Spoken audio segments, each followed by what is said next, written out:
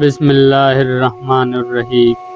شروع کرتا ہوں رب ذوالجلال کے نام سے جو دلوں کے راز خوب جانتا ہے۔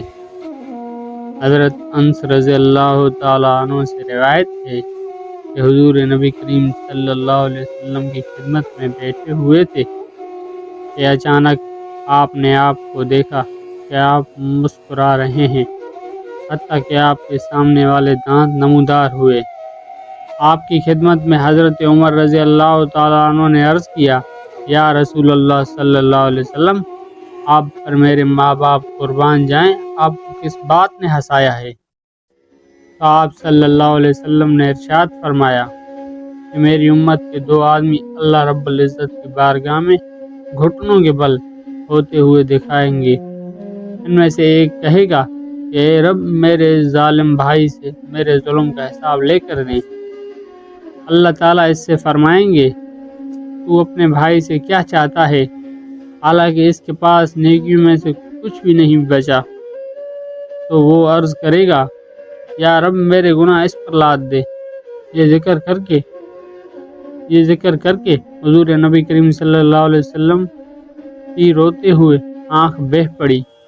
پھر فرمایا، یہ دن بہت بڑا ہوگا، لوگ اس کے محتاج ہوں گے کہ ان سے ان کے گناہوں کے بوجھ اٹھا دیے جائیں، کیونکہ اللہ تعالیٰ اس مطالبہ کرنے والے کو فرمائیں گے، اپنی نظر اٹھا اور دیکھ۔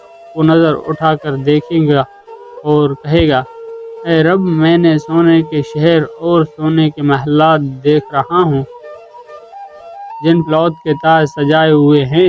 یہ کس نبی کے لیے ہیں، یا کس صدیق کے لیے ہیں، یا کس شہید کے لیے ہیں؟ اللہ تعالیٰ فرمائیں گے، جو اس کی قیمت دے گا یہ اس کے لیے ہیں۔ وہ عرض کرے گا، یا رب، اس کا کون مالک بن سکتا ہے؟ اللہ تعالیٰ فرمائیں گے، تو اس کا مالک بنے گا۔ وہ عرض کرے گا، کس عمل کی وجہ سے؟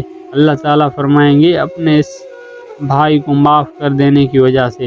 وہ عرض کرے گا، یا رب، میں نے اس کو معاف کیا۔ اللہ تعالیٰ فرمائیں گے، چلو اپنے بھائی کو ہاتھ سے پکڑو اور اس کو بھی جنت میں لے جاؤ۔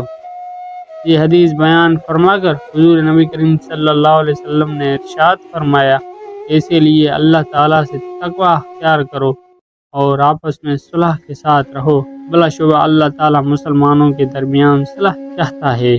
ناظرین اکرام، ہمیں اپنے بھائیوں سے، چھوٹوں سے محبت اور ان کی عزت کرنی چاہیے۔ وہ ہم پر ظلم کریں تو ہمیں انہیں معاف کرنا چاہیے۔ اللہ تعالیٰ سے دعا ہے کہ اللہ تعالیٰ ہم سب کے بھائیوں کو ہمیشہ سلامت رکھے۔ ہمیں دیجیے اجازت، پھر ملاقات۔ تب تک کے لیے اللہ آپ کا حافظ و نگہبان۔ ہنستے رہیے اور مسکراتے رہیے۔